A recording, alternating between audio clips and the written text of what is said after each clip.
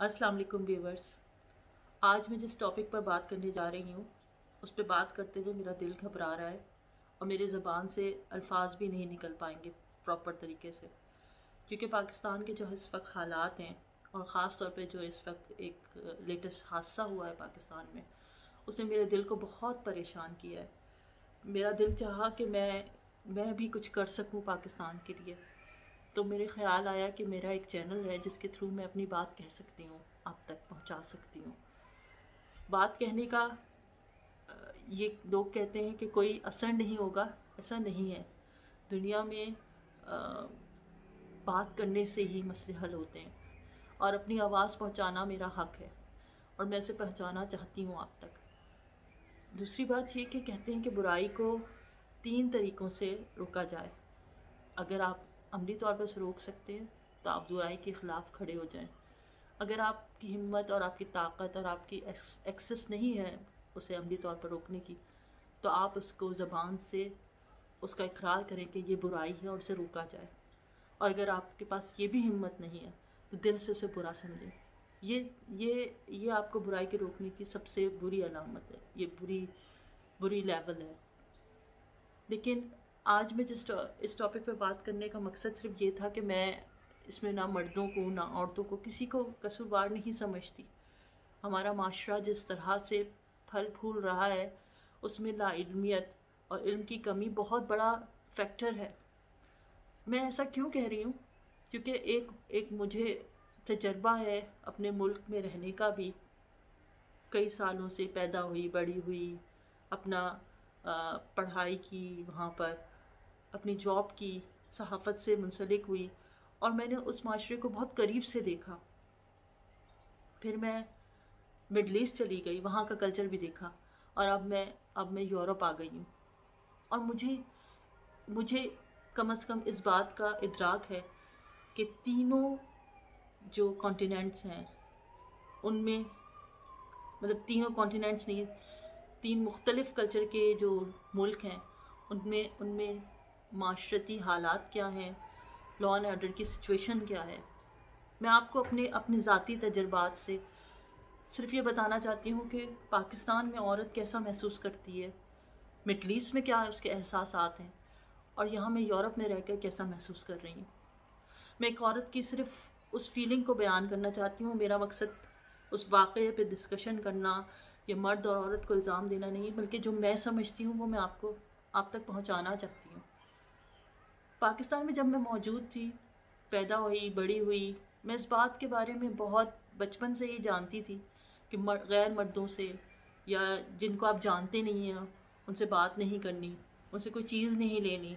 ये बचपन से हमें सिखाया जाता था। हमारे घर का माहौल था कि अगर हमें बाहर जाना होता था तो हमारे साथ या तो हमारे अब्बू जाते थे या हमारे भाई जाते थे, क्योंकि हम अकेले नहीं जा सकते थे और ये वो बात जानते थे। और ये हमारे माशरे की इसी तरह मेरी अपब्रिंगिंग हुई है। फिर जब मैंने तालीम मुकम्मल कर ली और सहाफ़त के शोबे से वाबस्ता हुई तो मुझ में कॉन्फिडेंस आया, मैं बोल्ड हुई। मुझे ये एहसास हुआ कि पाकिस्तान में औरत किस कदर कमज़ोर है और मैं किस कदर मजबूत हूँ, क्योंकि मेरे घर का माहौल भी मुझे इस तरह का मिला कि उन्होंने मुझे तालीम दी और मुझे इजाज़त दी कि मैं सहाफ़त के शोबे से वाबस्ता हूँ। सहाफ़ती शोबे के अंदर रहकर मैंने जो चीज़ें फ़ेस की और जो चीज़ें देखी वो मैं समझती हूँ कि हम अक्सर ये कह देते हैं कि सहाफ़ती जो जो मीडिया से लड़की ताल्लुक़ रखती है वो बहुत बोल्ड होती है और वो मदर पिदर आज़ाद होती है। ये आम ख़याल है वहाँ के लोगों का, पाकिस्तान में लोगों का। लेकिन जब सहाफ़त से शोबे से मैं वाबस्ता हुई तो मैंने भी ये चीज़ फ़ेस की कि जब मैं किसी स्टोरी के लिए जाती थी तो वहाँ पर लोग अच्छे हैं, मर्द आपको रिस्पेक्ट देते हैं और मर्दों का माशरा है तो आपका ताल्लुक़ भी ज़्यादातर मर्दों से ही होता था। लेकिन कुछ जगहों पे मुझे मर्दों की, जो मेरे साथी सहाफ़ी थे, उनसे एक बात सुनने को हमेशा मिलती थी कि हम तो ये ख़बर इस आदमी से जाके इसके रात में इसके पास से ले आएंगे, हमें ख़बर लाना मुश्किल नहीं है, रात को बैठेंगे तो हमें मिल जाएंगी, कई ख़बरें मिल जाएंगी। और मुझे बहुत मुश्किल होती थी उस वक्त ख़बरें ढूंढ के लाना, उनको फिर आप लोगों तक पहुंचाना एक मुश्किल काम होता था। मुझे ऑफिस के अंदर भी बहुत चैलेंज फेस करने पड़ते थे। मेरे साथी जो साथी थे वहाँ पर, जिनके साथ मैं काम करती थी, वो बहुत मेरी हेल्प करते थे। बहसीती एक खातून भी वो मेरी हेल्प करते थे। लेकिन इसके अलावा वो ये भी कहते थे, एक दफ़ा मुझे याद है मैं एक डेमोस्ट्रेशन में चली गई जहाँ पर सिर्फ मर्द थे और मैं और मेरा कैमरामैन थे। तो उन्होंने मुझे जो है वो बड़ी मुश्किल हुई उनको शूट करना, क्योंकि वो कहते थे कि आपकी वजह से मुझे शूट करने में मुश्किल हो रही है, क्योंकि ये सब जो है वो डेमोस्ट्रेशन को रोकना मुश्किल है और उसमें शूट करना भी बहुत मुश्किल है। लेकिन मैंने किया। तब मुझे एहसास हुआ कि वो लोग मुझे प्रोटेक्ट करते थे, कहते थे आप गाड़ी में बैठ जाएं, हम आपको ख़बर भी दे देंगे, हम आपको बता भी देंगे क्या हालात हैं। लेकिन मुझे लगता था कि आखिर क्यों हमारे माशरे में औरत को इतनी इज्जत भी दी जाती है, लेकिन अगर वो अकेली हो जाए तो क्या मर्द उनके ऊपर कैसे आते हैं और उसको कैसे, मैं आपको बयान नहीं कर सकती उसके साथ क्या सलूक करना चाहेंगे। लेकिन जैसे जैसे माशरा, अब वक्त बढ़ता जा रहा है, माशरा बिगड़ता जा रहा है।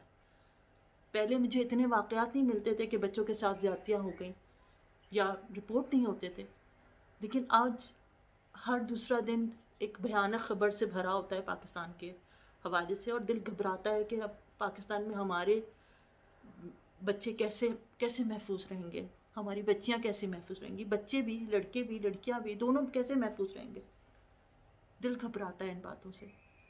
लेकिन वजूहात जानना हमारे लिए ज़रूरी है। एक माँ की है, माँ अपने बच्चे को किस तरह से महफूज रखे उन तमाम चीज़ों से जो उसके इर्द गिर्द हैं, उन तमाम ख़राब चीज़ें जो इसके इर्द गिर्द हैं। माँ अपने बच्चे को स्कूल भेजती है तो उसको परेशानी होती है कि वह वापस आ जाए, मगर जब वो आ जाता है तो वो शुक्राने अदा करती है। लेकिन कब तक हम सिर्फ अपने ही आप बच्चों को बचाएंगे, कब तक हम दूसरों के बच्चों के बारे में नहीं सोचेंगे। मुझे याद है कि पहले अगर मैं चीखती तो मुझे पता है कि मोहल्ले के 10 लोग सामने आ जाते मर्द और मुझे बचाते। लेकिन आज मैं चीखूंगी तो मुझे कोई बचाने नहीं आएगा, क्योंकि सब कहते हैं कि भाई हम अगर इस मामले में पड़े तो पुलिस में भी पड़ जाएंगे। ये सब बातें सबको पता है, लेकिन हम कब जागेंगे, हम कब अपनी इन चीज़ों से निजात पाएंगे, और कब हमें ये एहसास होगा कि अगर आज हमने किसी को बचाया तो हमें भी कोई कल बचाने वाला खड़ा होगा। हमें परवाह क्यों होने लगी कि हम सिर्फ और हम बचा लेंगे क्या अकेले? मुझे नहीं लगता कि हम अपने आप को अकेले बचा सकते हैं। हमें मदद चाहिए, इस पूरे माशरे को एक होकर हमें एक दूसरे की मदद करनी है। छोटा सा काम करना है, एक दूसरे की मदद करनी है। अपनी आँखें, अपने हवासों को हाजिर रखना है और देखते रहना है अपने इर्द गिर्द के माहौल को। पुलिस वाले ये बात करते हैं या सिक्योरिटी एजेंसीज कहती हैं अपने आँखें खुली रखो और अपने आप को जो है वो हमें इन्फॉर्म करो। उनके काम करने से कुछ नहीं होगा, ये मेरे और आपके काम करने से होगा। मैं कौन होती हूँ आपको ये सब कुछ कहने वाली? लेकिन मैं आपको बता रही हूँ कि यूरोप जैसे माशरे के अंदर, जहाँ पर औरत का लिबास उसके जिस्म की दिखावे के लिए होता है, वहाँ पर मर्द बहुत डरा हुआ है। वो उसके बारे में बोल भी नहीं सकता, आप हाथ लगाने की तो बहुत दूर की बात है। यहाँ का मर्द इसलिए डरा हुआ है कि अगर औरत ने फ़ोन कर दिया पुलिस को तो पुलिस ने आके उससे नहीं सवाल पूछना कि भाई तुम्हारे साथ क्या हुआ है, बल्कि वो उसको मर्द को उठा के ले जाएगी पुलिस। और औरत यहाँ बहुत मजबूत है इस मामले में। और दूसरी बात यह है कि हाँ, यहाँ के लोग आँखें, हाथ, कान, नाक सब खुले हुए हैं, उनके हवास खुले हुए हैं। अगर कोई किसी के साथ ज्यादती करता है तो मैंने देखा है कि वो आता है मदद के लिए दूसरा बंदा, इसलिए कोई किसी के साथ ज्यादती नहीं कर सकता। तो हम इसमें मुसलमान गैर मुस्लिम कुछ भी नहीं है इसके अंदर। इसमें सिर्फ ये है कि हम एक औरत की इज़्ज़त करनी है और इसको माशरे में इज़्ज़त देनी है, तभी एक माशरा तरक्की कर सकता है। और ये माशरा तरक्की कर रहा है औरतों की वजह से, औरतों के महफूज होने की वजह से, लॉ एंड ऑर्डर की सिचुएशन को ठीक ठाक होने की वजह से यहाँ पर लोग एक दूसरे की मदद करते हैं। और मैं बहुत ज़्यादा महफूज फील करती हूँ। मुझे याद है कि मैं पिछले साल जब पाकिस्तान गई, ज़ाहिर है मेरी पूरी फैमिली, मेरे दोस्त, मेरे अहबाब वहीं पर हैं, मैं उनसे मिलना चाहती हूँ। जब मैं पाकिस्तान गई तो मैं जब पाकिस्तान एयरपोर्ट पे उतरी तो मुझे ऐसा लगा जैसे हर आँख मुझे देख रही है, और मुझे ये बहुत ज़्यादा ज़्यादा महसूस हुआ। शायद मैं जिस माशरे में रहती थी तो मुझे इतना महसूस नहीं होता था। मुझे पता था कि मुझे महफूज रहना है, अपने आप को बचाना है। लेकिन जब मैं पाकिस्तान गई, यहाँ खुले माहौल में जहाँ मुझे कोई खौफ और डर नहीं है, तो एकदम से मुझे ये एहसास हुआ कि मैं पाकिस्तान आ गई हूँ और यहाँ पर हर आँख मुझे देख रही है और वो पता नहीं मेरे साथ क्या करे। मैं बहुत डरी हुई थी। फिर एक दिन मैंने करीम टैक्सी पे सफ़र किया नॉर्थ से डिफेंस की तरफ। तो जो टैक्सी वाला था वो बेसिकली करीम टैक्सी वाले पढ़े लिखे लोग होते हैं और उन्होंने अपना ये काम अपने ज़ाहिर गुजारे के लिए शुरू किया होता है टैक्सी चलाना। ये बुरी बात नहीं है, लेकिन उस आदमी ने मुझे पूरे रास्ते इरिटेट किया। उसने कहा क्यों जा रही हो, क्या काम है, रोज़ जाती हो, मतलब ये सवाल उसके करने के नहीं थे। तो मैंने उसे डांटा। मैंने उससे कहा कि भाई मैं पढ़ रही हूँ, मैं वज़ाइफ पढ़ती हूँ जब मैं सफ़र पे होती हूँ, तो आप मुझे पढ़ने दें। तो वो थोड़ा उसे बुरा लगा। उसने कहा बाजी अब नाराज़ हो रही हैं। तो मैंने कहा नहीं, मैं नाराज़ नहीं हो रही, बल्कि जो आपका काम है वो आप करें और जो मेरा काम है मैं वो कर रही हूँ। लेकिन और इसी वजह से मैंने डर के मारे जो है मुझे जिस घर में जाना था उससे 2 घर पहले उतर गई मैं, ताकि उसको इल्म ना हो कि मैं किस घर गई हूँ। मैंने अपनी आइडेंटिटी नहीं बताई कि मैं पाकिस्तान में नहीं रहती, मैं बाहर से आई, लेकिन उसकी पूरी कोशिश थी कि वो मुझसे सारी इन्फॉर्मेशन ले ले। क्यों औरत के अकेला होना वहाँ इतना मुश्किल क्यों है? इसकी वजूहात ये है कि हमारी जो माएँ हैं ना, वो अपनी औलाद की तरबियत ऐसी नहीं कर रही। जो क्रिमिनल आदमी है ना, मेरे ख्याल से वो भी किसी का बेटा है, और उसकी माँ ने अपने बेटे की तरबियत ऐसी नहीं की कि वो दूसरी औरत की इज्जत करे। मैं कहती हूँ कि बेटा भी बेटी की भी उतनी ही उसी तरह से तरबियत करनी चाहिए जैसे एक बेटी की जाती है। उसको ही नहीं कहना चाहिए कि तुम्हें डर के रहना चाहिए, बल्कि बेटी को भी कहना चाहिए तुम्हें अपनी आंखें खोल के दूसरी बहनों की भी हिफाजत करनी है, और तुम्हारे ऊपर बहुत ज़्यादा जिम्मेदारी है इस माशरे की। मैं कहती हूँ कि मुझे किसी पुलिस, किसी हुकूमत, किसी बात से मुझे सिर्फ माओ से एक दरख्वास्त है, उनसे मेरी इल्तिजा है कि अपने बेटों की तरबियत करें। और ये बात में कोई कैंपेन नहीं हो रही है कि मैं जो हूँ मर्दों की अब तरबियत की बात कर रही हूँ। बेशक औरत को पर्दा करना चाहिए, लेकिन जो औरत पर्दा नहीं कर रही, क्या उसकी इज्जत नहीं है? ये बात सब कहते हैं, सब करते हैं, लेकिन मुझे महसूस करनी चाहिए, क्योंकि मैं महसूस करती हूँ ये बात। और मैं आप सबसे ये दरख्वास्त करती हूँ कि मेरी ये सिर्फ एक छोटी सी इल्तिजा है कि आप बहैसियत माँ अपने फ़राइज़ पूरी तरह अदा करें, अपने बेटों की तरबियत करें, जो आगे चल के इस माशरे को एक ऐसा फ़र्द देने वाली है।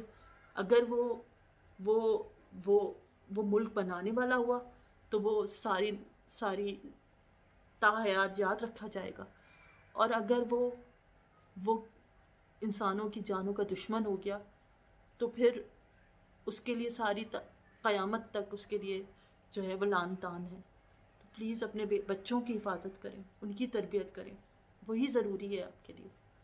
शुक्रिया।